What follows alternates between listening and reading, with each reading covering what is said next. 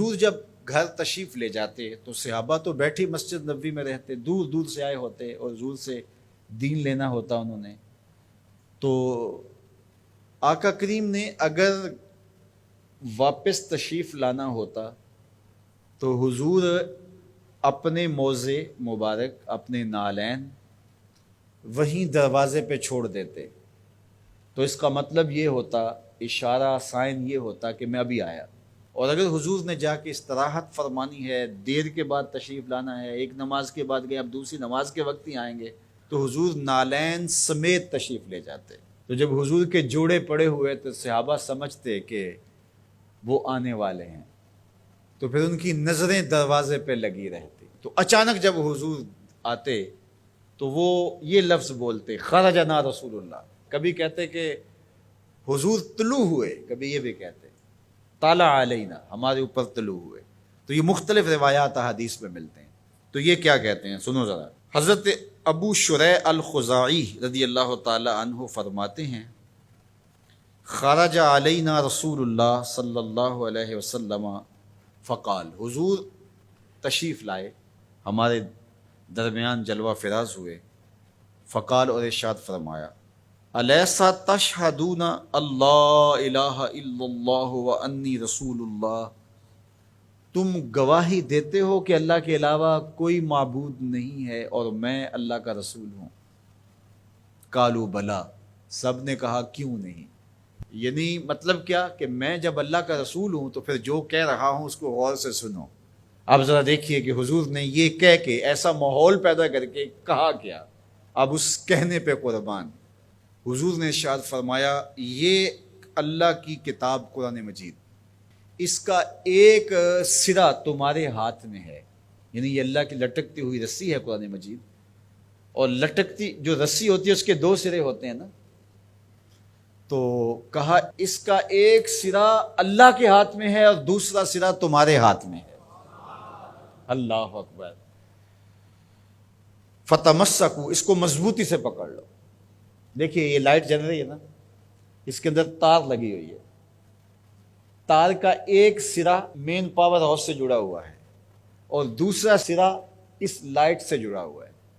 تو اگر یہ دوسرا سرا مضبوطی سے یہ لائٹ پکڑ لے تو پھر روشنی دے گی نا، اجالا دے گی، ظلمت مٹائے گی. لیکن ادھر سے تو جڑا ہوا ہے، لیکن یہ ادھر سے نہ پکڑے تو بتاؤ روشنی ہوگی؟ تو کہا کہ قرآن ایسی اللہ کی کتاب ہے، اللہ کی لٹکتی ہوئی رسی ہے جس کا ایک سرا تمہارے رب کے دستے قدرت میں ہے، دوسرا سرا تمہارے ہاتھ میں ہے. فتمسکوا، کہا جوڑ مضبوط کر لو، پکی طرح سے اس کو پکڑ لو. جب پکی طرح سے پکڑ لو گے تو فرمایا فَإِنَّكُمْ لَن تَضِلُّوا، ظلمت تمہارے قریب بھی نہیں آ سکتی، چانن ہی چانن ہوگا، اور کبھی بھی تم گمراہ نہیں ہو سکتے، کبھی بھی ہلاک نہیں ہو سکتے. تو یہ راز یہ لائٹ پا گئی ہے، یہ راز یہ پنکھا پا گیا ہے کہ ایک سرا تو تار کا پاور ہاؤس سے جڑا ہے اور پورا کرنٹ آ رہا ہے، لیکن اگر ادھر سے اس کا کنیکشن کمزور ہو گیا تو یہ چل نہیں پائے گا، یہ روشن نہیں ہو پائے گی.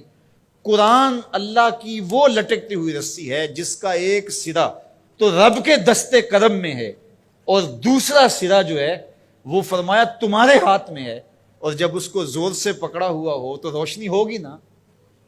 تو جب یہ تصور آتا ہے کہ یہ قرآن اللہ کی لٹکتی رسی ہے، حبل ممدود من السماء الی الارض، آسمان سے زمین کی طرف لٹکتی ہوئی اللہ کی رسی ہے، تو جب زور سے اس کو پکڑیں گے، مضبوطی سے تھامیں گے، ایقان کے ساتھ، یقین کے ساتھ تمسک کریں گے، تو پھر باطن میں چراغاں کیوں نہیں ہوگا، تو پھر کرنٹ کیوں نہیں آئے گا، پھر کیوں جو ہے وہ توانائی پیدا نہیں ہوگی. تو پھر تو ایک عجیب کیفیت پیدا ہوگی نا کہ یہ وہ قرآن ہے جس کا ایک سرا رب کے دستے کرم میں اور ایک سرا ہمارے ہاتھ میں ہے. کتنی خوبصورت میرے حضور نے مثال دی. تو اس سے ہدایت ہی ہدایت، نور ہی نور اور روشنی ہی روشنی نصیب ہوگی.